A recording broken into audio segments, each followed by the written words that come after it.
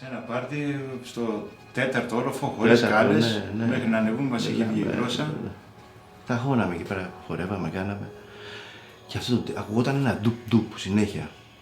Μπαμ, μπαμ, έπαιζε μουσική, έπαιζε. Το ντουπ δεν σταμάταγε καθόλου. Και σε κάποια φάση καταλάβαμε ότι δεν είναι από τη μουσική το ντουπ. Ήταν από κάποιο χτύπημα που γινόταν στον τοίχο. Στον τοίχο.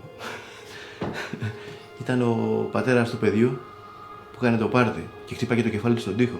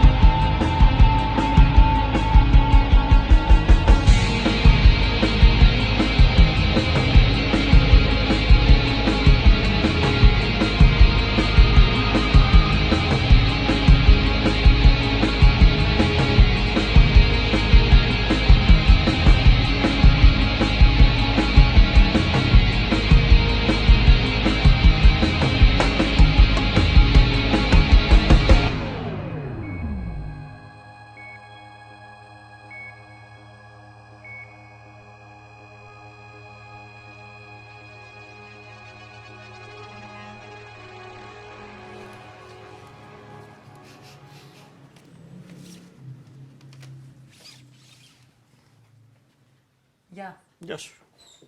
Να σου πω, αυτά τα βινίλια τα έχεις CD? Αυτά εδώ? Ναι, αυτά. Όχι, δεν βγαίνει CD τότε. Μπορείς να μου τα γράψεις? Να στα γράψω, αλλά δεν θα είναι το ίδιο, δεν έχει καμία σχέση. Το ξέρω, γαμώτο.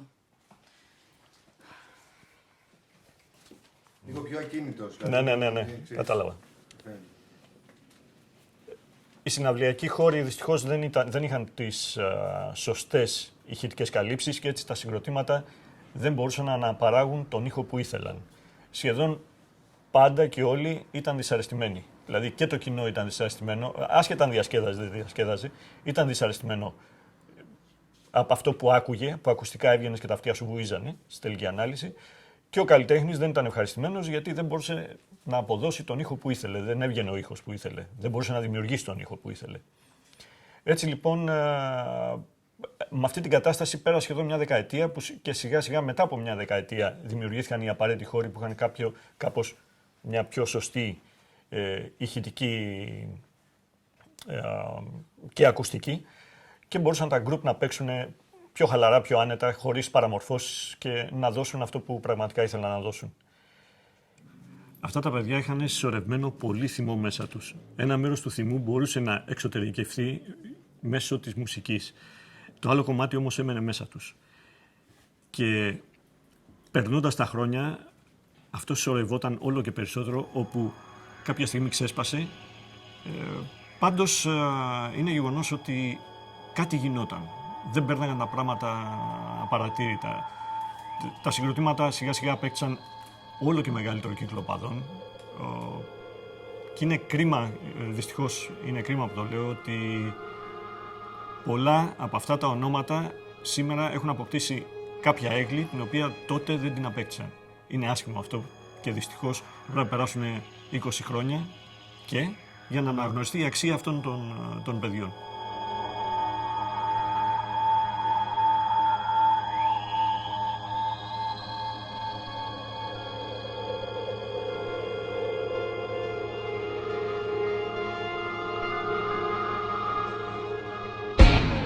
Μπορώ να το ακούσω κάπου αυτό? Όπα. Σε κασετόφωνο. Ναι, αυτό λέω. Έχεις κάποιο κασετόφωνο να το ακούσω? Για κάτσε, φίλε, τι λέω τώρα. Κοίτα το σενάριο του. Ρε, για πειρατές ψάχνετε όλες σας σήμερα. Συγγνώμη. Για πειρατές ψάχνετε όλες σας σήμερα. Πάλι εσύ εδώ. Θα κάνεις πολλές βόλτες εδώ γύρω? Τι θες εδώ, ρε μαλάκα? Μπράβο στα δισκάδικα, σε βάλανε? Τι? Αυτό που άκουσες, σε βάλαν μπράβο στα δισκάδικα? Εγώ δεν είμαι από αυτές που τις βάζουν. Ναι, εσύ είσαι από αυτές που τις βγάζουν. Και μάλιστα με το ζόρι, θυμάσαι? Να σου πω την αρχαιολογία που την κονόμησες, μωρή. πες μωρή καριόλα. Τι είπα, ναι. Τι άκουσες? Ξαναπες το άλλη μια να το ακούσω. Ρε κορίτσια, πρέπει να σηκωθώ τώρα. Ρε, κορίτσια, κορίτσια. Άσε ρε φλόρε, Ήρεμα. μπροστά μου. Κορίτσια, ήρεμα. Κάτσε καλά. Ήρεμα. Εγώ. Κάτσε καλά. Έλα, τελείωσε, ήρεμα. Ήρεμα. Ρε κορίτσια. Καλά, τι πάθατε Φύγε. τώρα. Έλα, τελειώνει, φύγε. Έλα, το πουλό τώρα λέμε. Εγώ τον πουλώ! Εσύ τον πουλώ! Πήγε! Να σου πω. Πήγε! Κάτσε, είσαι χάρη μαλακά. Πήγε! Βγες έξω. Για κοντή πολύ σαματά κάνεις. Σου πιάνω Μη το μου πιάνεις τη μούρη, θα σου γαμίσω ότι έχεις και δεν έχεις, κατάλαβες. Πήγε! Πήγε από μπροστά μου. Θα σου σπάσω τη μουρή, Ας τους δίσκους. Ρε, ας τους δίσκους. Τι κάνεις ρε μαλακή. Βγες έξω. Φύγε! Θα σε κρεμάσω ρε, βγες έξω. Τελείω, ναι. Στο κολαράκι σου, έλα. Μαλακή σου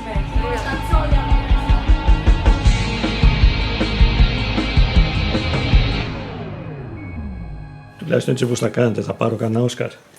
Η τσάμπα, ο Μπελάς, με εσάς. Sorry. Τι sorry και ξεσόρι.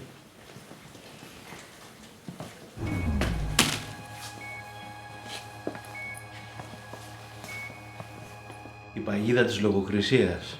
Φτιάξαμε το δίσκο και μας ζητήσανε τα χαρτιά, παρτιτούρες, το copyright και πήγαμε, καταθέσαμε τα χαρτιά μας και όταν πήγαμε να τα πάρουμε είχαν όλα τα κομμάτια την έγκριση εκτός από την γενοκτονία. Και πήγαμε στο εργοστάσιο και λέει φέρτε τα χαρτιά να σας κόψουμε. Αυτό λέει δεν έχει, το κόβουμε. Γράφοντας στο εργοστάσιο που δεν θέλω να κατονομάσω τώρα, ήταν πρώτο τελευταίο σε αξιολόγηση σαν εργοστάσιο σε όλη την Ευρώπη, συμπεριλαμβανομένης και της Ανατολικής. Εκεί πέρα γινόντουσαν απίστευτα πράγματα. Καταστροφή της Ναι. μουσικής. Η προσπάθεια, αν το πούμε προσπάθεια, ήταν είχαμε αφήσει ένα δίσκο εκεί τότε στη Λύρα. Κάτι σαν πρόεδρος ήταν ο Σαββόπουλος. Το μόνο που μας είπε ήταν ότι πρέπει να ακούσουμε τον ήχο του Περιπτερά. Και αυτό που του απαντήσαμε τότε ήταν ότι αυτόν τον ήχο δεν θέλουμε να τον ακούσουμε καθόλου.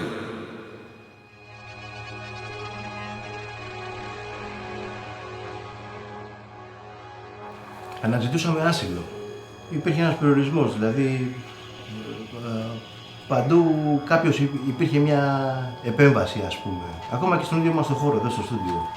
Θυμάμαι, παίζαμε μια φορά, ξαφνικά ανοίγει η πόρτα και μπαπ, σκάει ένας μπάτσος. Οχ, τι γίνεται εδώ πέρα μέσα, ποιος είναι υπεύθυνος. Του λέω ο Κώστας. Έλα μαζί μου. Κοιταζόμαστε, θα μας συλλάβουν.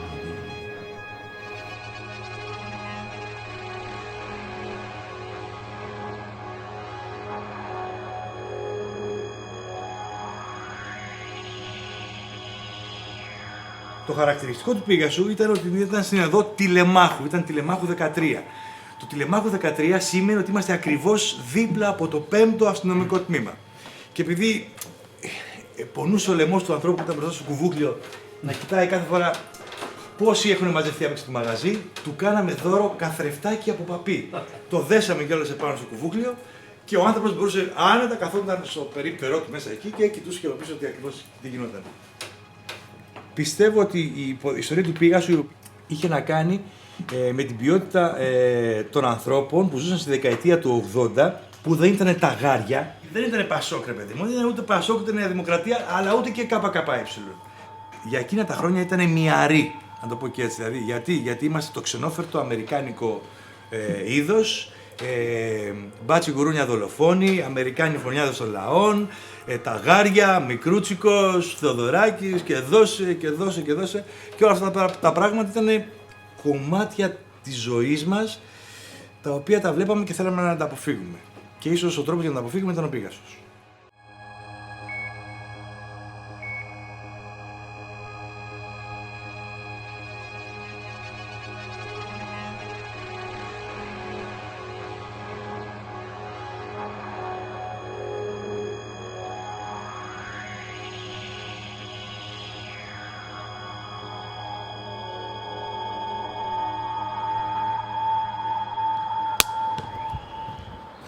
Η συναυλία των Πολύ στο Sporting είναι μια σημαντική στιγμή, πιστεύω, για την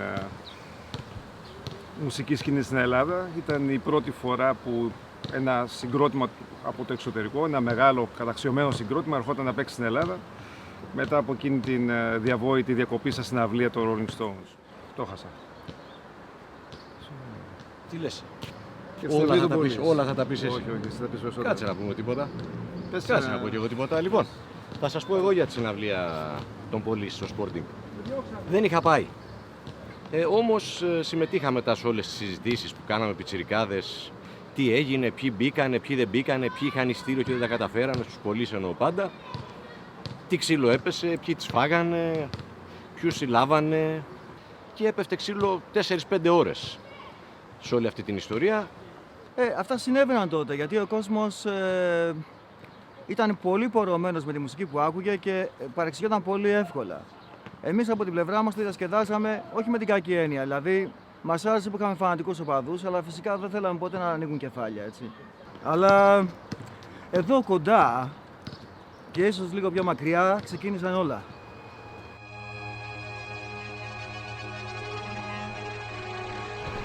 Μου ζητάτε να σας μιλήσω για πράγματα που γίνανε πριν από 30 χρόνια και υπάρχει μια, από όλους φαντάζομαι, μια έμφυτη τάση όταν συμβαίνει αυτό το πράγμα να παίρνεις μια νοσταλγική διάθεση, να ηρωοποιείς καταστάσεις και πράγματα που έγιναν. Νομίζω πως κανένας από εμάς δεν θα ήθελε να το κάνει αυτό το πράγμα. Από την μουσική σκηνή τη δική μας, η οποία δεν λέω ότι ήταν φοβερή. Αυτή ήταν και δεν ήταν και τυχαία. Εμείς δεν πέσαμε από τον Άρη. Δεν ήρθαμε από κάπου αλλού. Μέσα από τις γειτονιές της Αθήνας βγήκαμε. Do it yourself.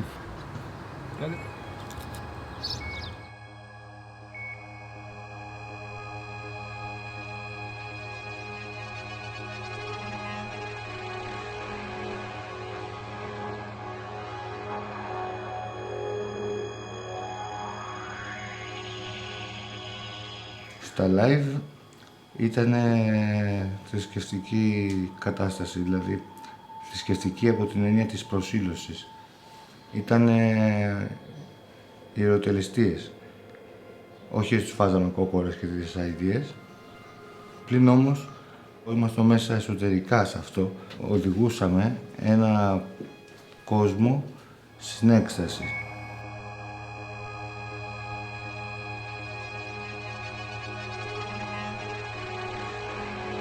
Με τον Κώστα γνωριστήκαμε το 1980 σε ένα στούντιο στην Ηλιούπολη. Στα τέλη του 80 είμαστε ζευγάρι πλέον. Ξεκινήσαμε να κάνουμε πρόβες στο σπίτι μας.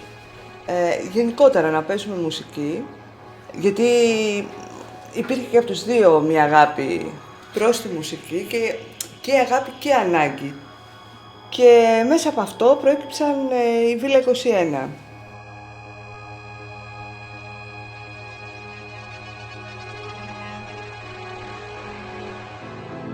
Sleepless every night, thoughts of the past into my head.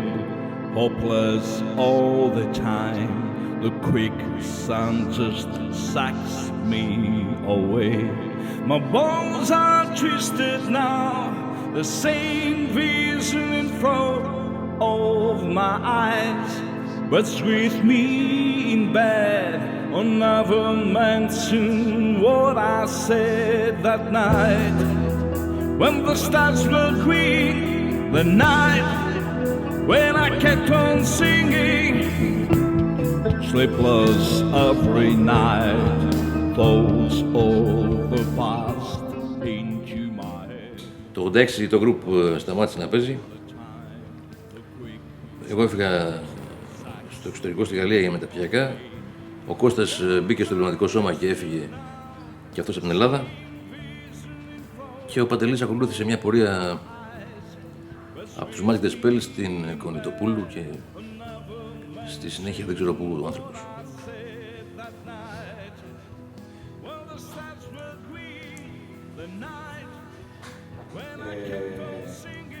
Δεν φταίει αυτός.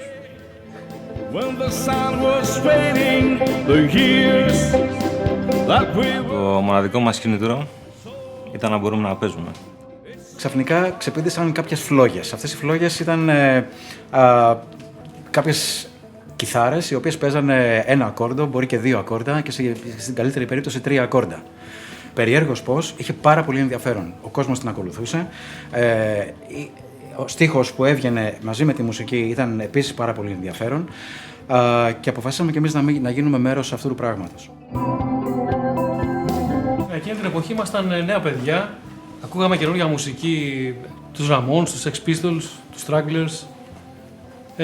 Βέβαια, εμείς δεν μπορούσαμε να κάνουμε τέτοια πράγματα. Παίζαμε τη μουσική τη δικιά μας. Παίζαμε όπως θέλαμε και όπως γουστάραμε. Και φυσικά ποτέ δεν κυνηγήσαμε ούτε εταιρεία μεγάλη, αλλά δεν νομίζω ότι μας κυνήγησε ποτέ και εμάς κάποια μεγάλη εταιρεία. Οπότε δεν είχαμε αυταπάτες ούτε ψευδαισθήσεις, απλά και δεν μας ενδιαφέρε τίποτα άλλο. Η επιλογή για να ακολουθήσουμε το μουσικό δρόμο που ακολουθήσαμε είναι λίγο πολύ σαν να ανεβαίνεις σε ένα μονοπάτι στο βουνό και ξαφνικά βρίσκεις μια πηγή, θα πιεις νερό. Όταν τελείωσε αυτό, το κενό ήταν τεράστιο. Έπρεπε να βρεις πράγματα να κάνεις για να το αναπληρώσεις. Δηλαδή, η πρόβα, η ένταση και η προσμονή που έχει μέχρι να ανέβει σε ένα live, όλο αυτός ο κύκλος είναι κάτι που ακόμα και τώρα μένει κενό μέσα μου. The morning comes, I wake up, sweaty and sore. It's beating all the time.